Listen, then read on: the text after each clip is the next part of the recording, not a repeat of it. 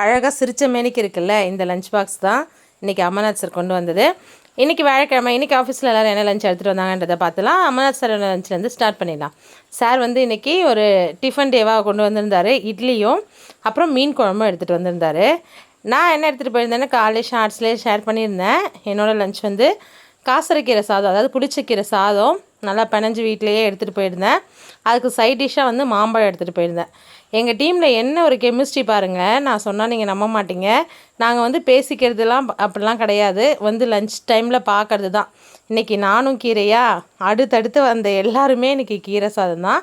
ஃபைனலாக இன்றைக்கி ஒரு கீரை டே அப்படின்னு நம்ம அனௌன்ஸ் பண்ணிக்கலாம். நெக்ஸ்ட்டு பிருந்தா மேடமோட லஞ்ச் பார்க்கலாம். பிருந்தா மேடம் வந்து இன்றைக்கி எங்கள் எல்லாரோட ஃபேவரட்டுமான முருங்கைக்கீரை கொண்டு வந்திருந்தாங்க. நல்லா பச்சை பச்சைன்னு. எல்லோரும் என்னை மன்னிக்குமாறு கேட்டுக்கிறேன். நானே இன்றைக்கி ஒரு டெக்னிக்கல் எரர் பண்ணிட்டேன். சந்தோஷ் சாரோட லஞ்சை நான் எடுத்தேன், ஆனால் அது எங்கே போச்சுன்னே எனக்கே தெரியல, காணாமல் போயிடுச்சு, மன்னிச்சிடுங்க. சார் வந்து இன்றைக்கி அரைக்கீரை கடையல் எறா எடுத்துகிட்டு வந்திருந்தார்.